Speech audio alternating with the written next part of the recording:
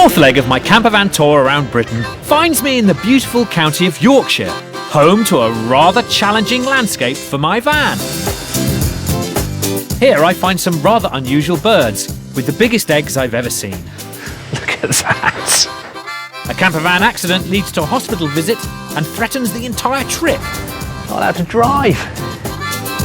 And will I really be able to make an edible dish out of these huge eggs in my campervan?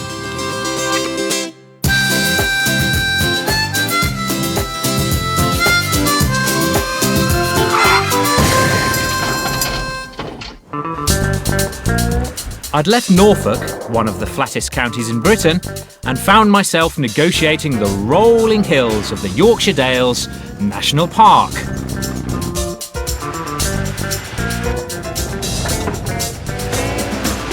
I've come about 150 miles from the Norfolk coast to here at the Yorkshire Dales. And I have to say, it really is absolutely magnificent. I mean, look at it. That's incredible.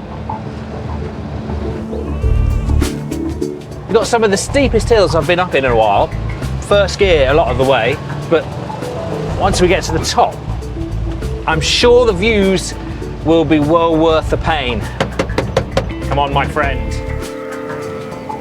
One of the most distinctive features of the Dales are the dry stone walls. They date from the 16th century. But enough of tradition. I'm looking for the ingredients to cook some local Yorkshire fare with a modern twist in my van. I've decided to try something that you really wouldn't expect to find in these here parts. When I think of Yorkshire, I think of hearty food like Yorkshire pudding, fantastic beef, perhaps a really nice pint of Yorkshire bitter. But I'm going to go and see somebody who's doing something a little bit different, and that is farming rhea. Now, a rhea is a rather large type of bird that can, I've been warned, be rather aggressive. But with rhea meat and eggs on offer for dinner, I drove up to Hurry's farm in the village of Otterburn to meet David Wellock, who started farming rheas nearly 15 years ago. Right, yeah. Should we go and have a look? Yeah. Come with. Oh my goodness. Wow. They're brilliant. They're a South American version of the ostrich. We sell some for breeding, and the other surplus males tend to go for meat. How on earth did you get into the rheas then? Well, we were just fancying something different, diversification, and we were fancying ostriches, but they were a fairly exorbitant price in those days. The beauty about rheas, you don't need a wild animal licence for them. Right, okay. Do you with ostriches? You do with ostriches and emus. Fine. You certainly don't need one for rheas. They can be a little bit aggressive, can the males, when they're in the breeding mode. But I'm a brave soul. So when David told me that I could help myself to a rhea egg for my dish, I jumped at the chance. Which way are you going? But first I needed to help herd the birds out. Whoa. Including those angry-looking males who were busy sitting on the eggs, and quite reluctant to give them up. Hello. It's okay. But with a bit of a helping hand from David, I snapped up a very impressive-looking egg. Look at that. That's amazing. That will weigh about £1.25. But that must be the equivalent of how many hen's eggs, Well, size-wise? if you reckon an egg to 2 ounces, Yeah. you would have a between 10 and 10 eggs. Fantastic. And you could in theory boil this and crack it and... Yeah, in theory, you'd want 100 soldiers for if you boiled it. Since introducing these strange birds 5 years ago, everyone here has had to adapt to a slightly different way of farming, including Fan the sheepdog, who it seems is Britain's first ever rhea dog.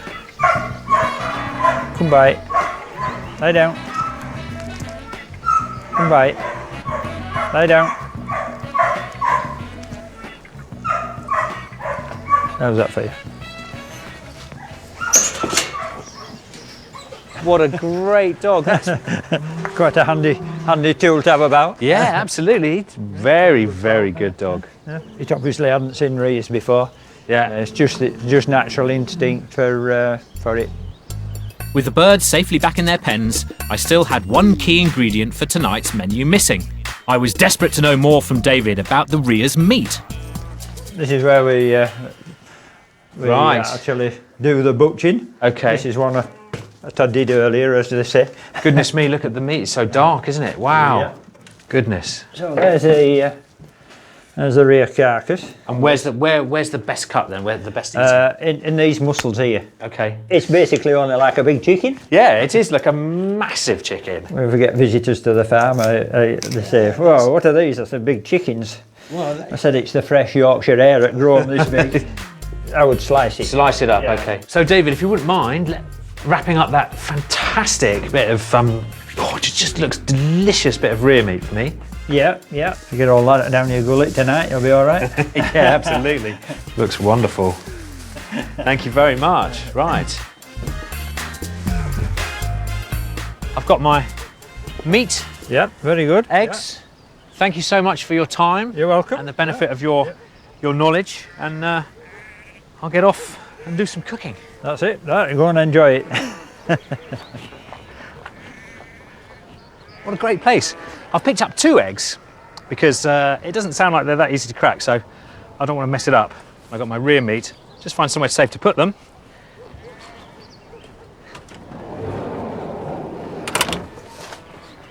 And off I go.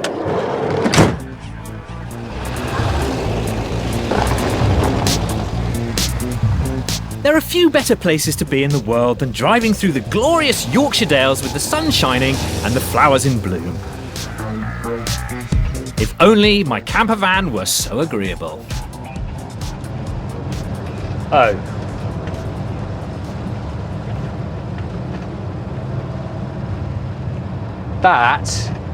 Those are the most pathetic windscreen washers I've ever seen. Of course, on a modern car, something like that wouldn't be an issue, but on this, there's something we have to do. So I'm going to have to pull over. Although, on Yorkshire roads, it's actually really difficult. There's never anywhere to stop when you want to stop. Here we go.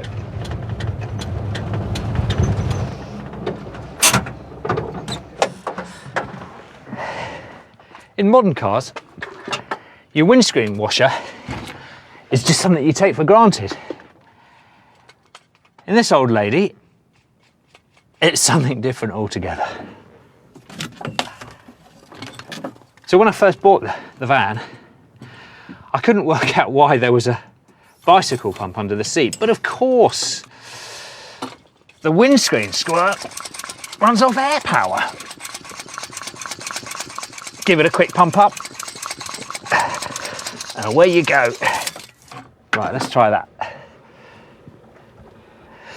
Yeah. There you go. The best German engineering.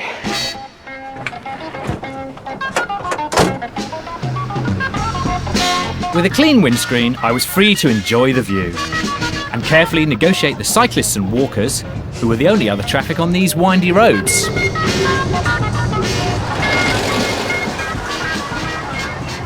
So I've got my rear steak and my rear eggs. Now the eggs I'm going to save till tomorrow morning. The steak I'm going to cook tonight.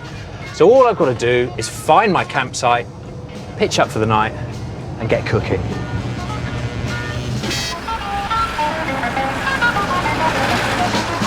Flipping heck, look at this. Is this my campsite? Oh my lord, that's it there. That is incredible. In this remote campsite, there are no fences. It runs as far as its namesake, the imposing Goredale Scar. I think this is what you call lucking out with a camping spot. Goredale Scar itself is a huge limestone gorge. What an impressive backdrop, and it was my home for the night.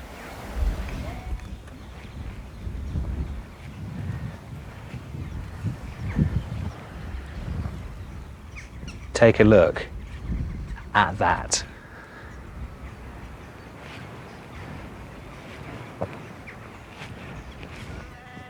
The hills are alive with the sound of music.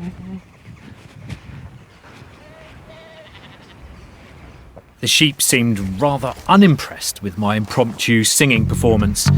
Maybe my rear steak recipe would impress them. So what I'm going to make is something really simple. It's a campervan staple, couscous. Going to do a kind of Moroccan style thing. I've got some pitted dates and some apricots that I've cut up. I've got some almonds, which I'm just toasting here. Add to that a little spoonful of chili harissa paste, and on top of that, a few griddled peppers. Sounds complicated, but really, it's very simple. My trusty old griddle pan is one of my favourites. It might not be the most light or portable tool at my disposal, but it more than makes up for it by being great to cook with. So, with the peppers gently sizzling and the couscous soaking, it was time to make a start on the rear meat. I couldn't wait to taste this intriguing steak, and, as per David's advice, I cut it up into thin slices so it could be cooked quickly and evenly throughout. So that's starting to get nice and hot now. Peppers off, and time to finish off the couscous. After adding chili paste and my chopped up fruit and nuts, all that was left was a sprinkle of fresh coriander and a squeeze of lemon for a bit of zing. Oh, it smells absolutely lovely. Serve that up, and then just one thing to do. David had warned me that the rear meat could dry out and spoil quickly. The key thing is the colour, so it was just a quick flash fry on each side. Quite dark, cooking quite brown. Let's try it. The moment of truth. It is really tender and delicious, more like steak than anything else, I'd say. I wasn't what I was expecting at all. I was expecting it to be kind of like a dark turkey or something, quite rich and gamey, but it's quite a fine taste. It's lovely, really lovely. A success. Time to plate up.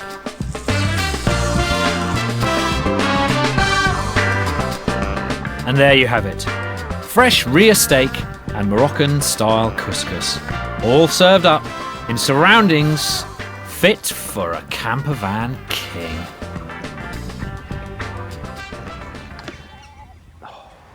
Coming up, an unexpected injury threatens my trip.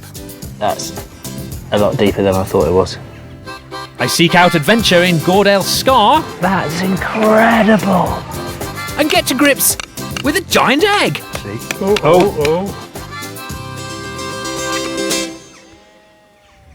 The next morning, disaster had struck and I had shocking news.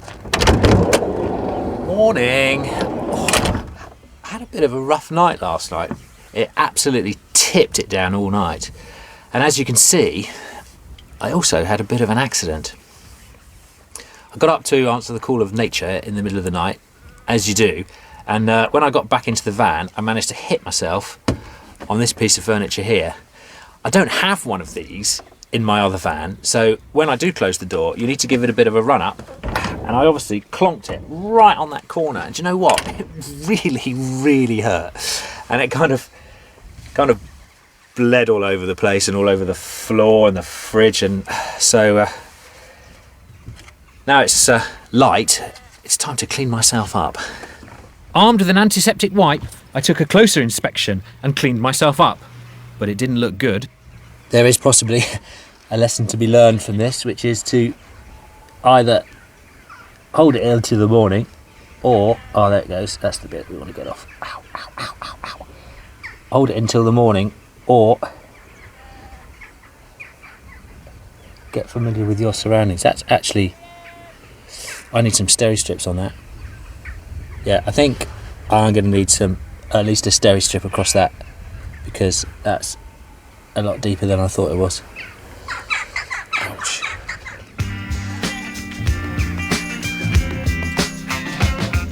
So it was down to my director to drive me to the hospital. She'd never driven a camper van before. Not that it showed.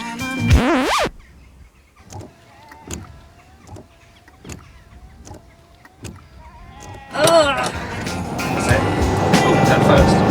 Is that first? Yeah, Yeah, I think it might be that one there.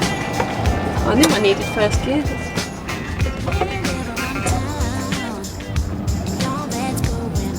To be honest with you, I'm a bit nervous. Not because I'm going to hospital, but because somebody else is driving my precious van.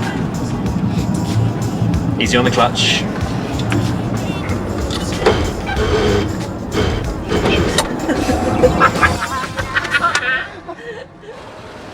It was a bumpy ride, but we finally made it to the local hospital.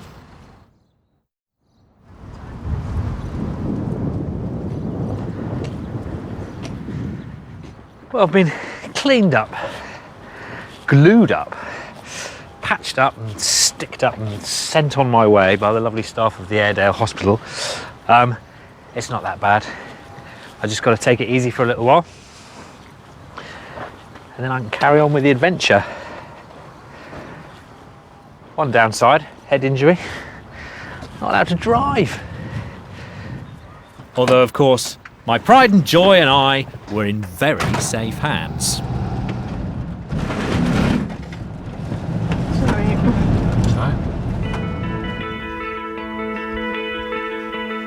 So my campervan adventure was on hold for a while as I was under strict doctor's orders to stay in the campsite for the rest of the day and to relax. Still, there are worse places to be ordered to stay in, I guess. When I first set out on this journey, I kind of thought that I would name the van as I went along. And one of the ideas was to name it after the first place that I broke down. Well, touch Formica, I've not broken down anywhere yet, but I have sustained an injury in the van at Gordale Scar. And they tell me at the hospital that I will actually be left with a scar, which will be a lasting memory of my trip here. So, seeing as I've been left with my very own Gordale Scar, at the Gordale Scar, I'm going to name the old girl Gordy. Yeah, she's definitely a Gordy. I think that's quite fitting. After a while, I was getting quite frustrated sitting there, especially when I was desperate to get back on the open road. So I was thrilled when another camper arrived at the plot next door. There's another VW van's just pulled up, so I think I might go and have a chat. Looks very nice. It's a VW Transporter T4. How are you doing? Good. I thought I'd come and say hello. Have a look around your van. Yeah. What takes you around in your van? So I like to surf and mountain bike and walk. Oh, right, okay. Perfect vehicle for it, really, isn't it? Yeah, it is, yeah. It gives me the flexibility, really. You've still got that bit of comfort and you've still got your fridge full of food. It's like having your home on your back, isn't it, really? I couldn't agree with you more, honestly. And just wait until you see what's inside. Yeah, my dad did it himself. He just brought a van home one day and said to my mum, I'm going to convert it. Is that an oven I can spot in there? It is, yeah. I say I haven't used the oven very much, I have to say. Right, so no... Salmon, no bit roast. of fish. Right, okay, Yeah. baked. Yeah. Yeah, nice. I'm very envious of it. If I had this van, I would be using the oven. But because I don't have an oven in my van, I'm completely flummoxed as to what to cook, because I never planned for ovens. It's like a whole world opening up of culinary adventure. And my campervan envy didn't stop there. Watch your head. This van even comes with its own extension. Well, I'm actually quite envious. Because people do home conversions and people do wonderful things with vans like this, and so you don't not only get the ones that are standard like mine, which is a Devon conversion. You get all kinds, and some amazing kit to be truly envious of. Thanks for showing me. It's quite alright. See ya. Enjoy your trip. Now today I was meant to be meeting a man called Chris, who specialises in a rather odd local food.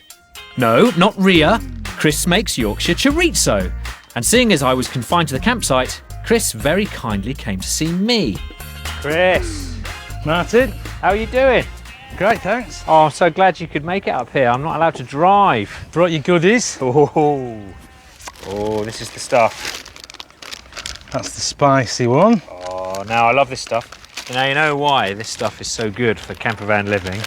It lasts for a long time. Does. Chuck it in a corner. Doesn't even need to be in the fridge. Brilliant. What else have we got here? I brought you a few of our eggs. Ah, we may not need those. Right, Because what I've got for us. Have you ever seen one of those? No, not like There that. you go. Picked that up yesterday from the rear farm. So, you know. Oh, well, that's enormous. So what I thought I would do is make the most of this and some of your chorizo and cook Okay. up a nice simple chorizo frittata. Okay. Well, I brought you one extra little thing as well, which is just some rapeseed oil, Oh, fantastic. which is local rapeseed oil, obviously from Yorkshire. So that's great as well for any sort of cooking. There might not have been any driving on the menu, but Chris assured me that there was still an adventure to be had. So before we got cooking, we went for a closer look at Goredale Scar. Have you been up to Goredale and had a look around the corner yet? I haven't. This hidden gem was created during the Ice Age. The melting ice created a cavern which eventually collapsed, leaving the landscape as we find it now. So this is the big This is the big reveal you promised me. This is awesome. And there you go. And there's even some climbers for us. Look at that. It's incredible. It is really cool. It's just wow, that really is something special. And you can see how, I mean, as a cave, it must have been massive. Yeah, so that's the theory, that was all joined up. Shall we go on in? Yeah, definitely. And this is actually a footpath, Is it public a footpath? public footpath up there, yeah.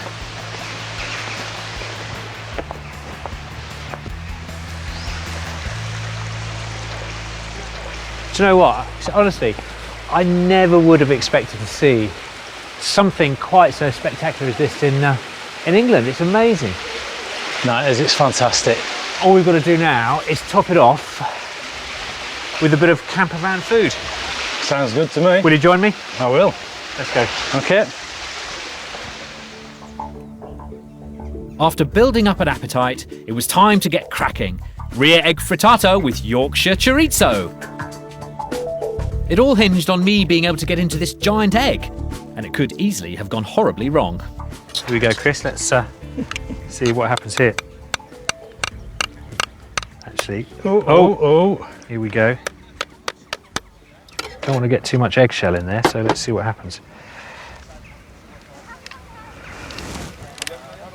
Oh, stomach.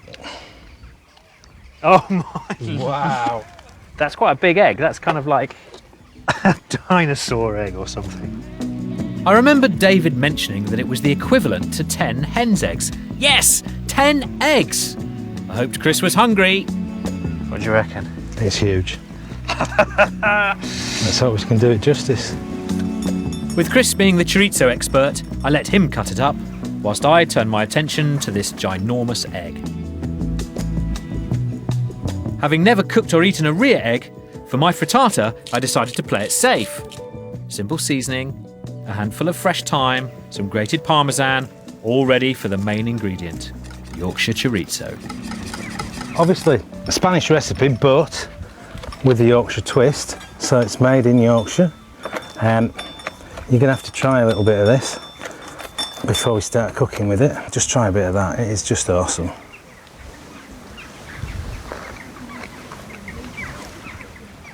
That's lovely. Do you want another bit? Yeah.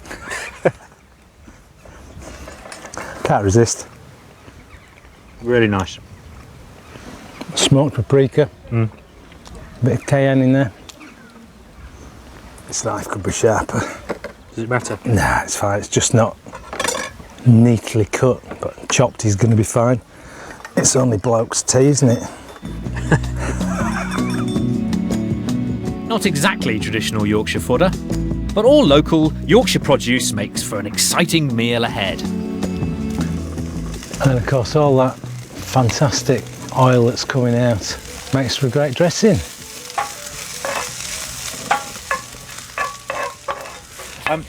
What do you reckon, Chris? I think we'll drain off that oil, save that for our salad, and get some onions in there, and then we're ready to get our frittata going.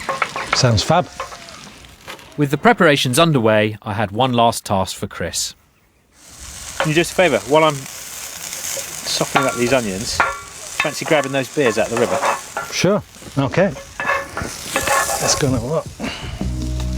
To be honest, I asked Chris to step away for a minute because I was a little worried that this was the point where everything could have gone very wrong. So, I've never cooked with a rear egg before, certainly not one egg that was so big. So, I've no idea how long this is going to take to firm up.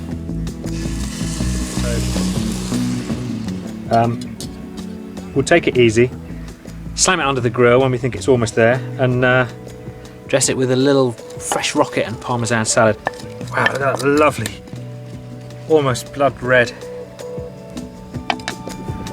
Whilst I'd been creating my masterpiece, Chris had found the beers.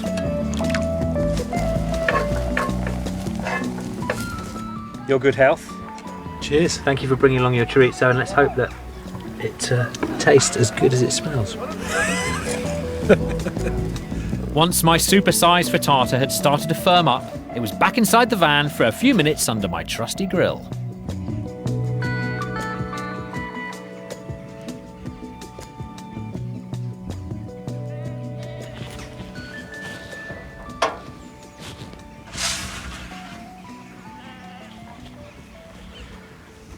Here we go, Chris. Oh, wow. Are you hungry? It smells fantastic, so yeah, I think I could be a bit peckish. That looks absolutely fantastic and smells even better. So there we have it. Rear egg frittata with delicious chorizo, finished off with a rapeseed oil and chorizo juice dressing. And all of it produced right here in Yorkshire. Oh, it's nice, isn't it? And what did Chris think? Had I done these local ingredients proud? It's all right. Yeah. Onions all right? Yeah, lovely. Really good.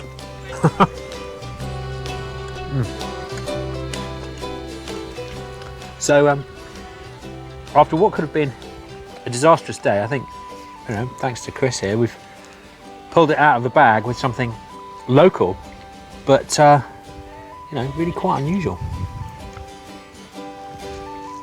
And it's all the better for it. Cheers, Chris. Cheers.